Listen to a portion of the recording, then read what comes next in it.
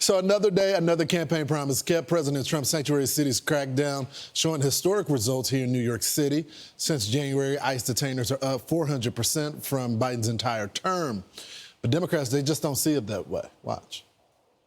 I think a sanctuary city is a city that allows our mom to take someone's mom to take that children to school without the fear that the principal is going to call ICE on her, or a senior citizen to go to the emergency room without fear that the nurse is going to call the authorities on her. It provides some level of help to the neediest. It's not a city that harbors or provides custody and protection to hardened criminals. Just crazy talk. Former federal prosecutor Jonathan Fahey served as the acting ICE director in President Trump's first term, and he joins us now. Jonathan, I mean, what are they talking about?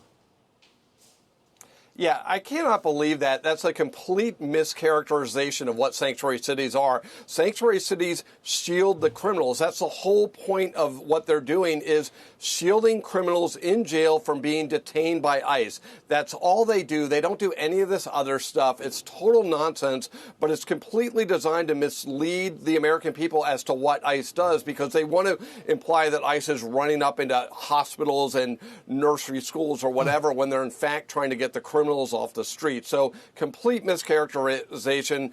Really unfair to the American public to put that, for him to put that out there, because he knows it's flat out false. Yeah, I mean, it's just this simple. If they don't want ICE having to track people down the way they're doing right now, then honor the detainers. Just hold them in custody, and an ICE agent will come within 48 hours and pick them up. Meanwhile, the feds are going to limit Trump's ability to deport Kilmar Abrego Garcia.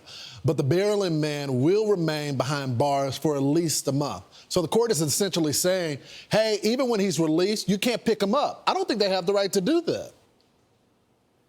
Yeah, this whole thing, this is problematic on two fronts. You have the Tennessee judge whose job is to make sure the person in front of her appears at court in the future. So she's supposed to look at risk of non-appearance and danger to the community. When somebody has a detainer, and I did this for 17 years, they always detain them. He had a detainer from ICE, so her job is to make sure he goes to her court. By releasing him when he has a detainer at ICE, she didn't do her job. So that's number one, which is interesting, which shows the politicization of this. Number two, the Maryland judge, I don't know what's going on there, because she's essentially saying not only can he be released, ICE can't not only deport him, but they have to keep him in the community. And the fun irony of this whole thing, remember, the reason he was not deported to El Salvador a few years back, because he was ordered deported, was because they said El Salvador is too dangerous for him. Now they're saying we're going to keep you in Prince George's County, Maryland, which has a murder rate 6 to 7 times higher than El Salvador. So if it was ever about his safety, he's much safer in El Salvador. This whole thing is politicization. ICE or DOJ is going to appeal the Maryland judge. They should also consider reopening the deportation hearing, because circumstances have changed for the reason they couldn't deport him in the first place, and then deport him to El Salvador. Jonathan, but it's deeper than that. We got to go to the original 2 judges. He has a deportation order against him. The only caveat was that he couldn't go back to his home country.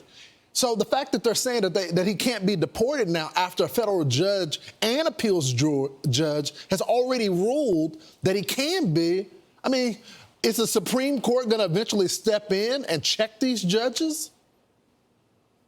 I think that's going to happen with this Maryland judge, will be checked on this issue, because she can't sit there and say where he can be deported or any of these other things. The Supreme Court already ruled they can deport to third parties. And again, there's no reason he can't go back to El Salvador, because it's perfectly safe there, or safer than almost any other country in the world. So, yeah, these judges will be checked, I believe, and DOJ will appeal this. Yeah, they can call him Maryland man all they want. That's not his home. El Salvador is his home. Exactly. And that's where he'll be eventually. Jonathan Fahey, thanks so much. Thank you. I'm Steve Ducey. I'm Brian Kilmeade. And I'm Ainsley Earhart. And click here to subscribe to the Fox News YouTube page to catch our hottest interviews and most compelling analysis.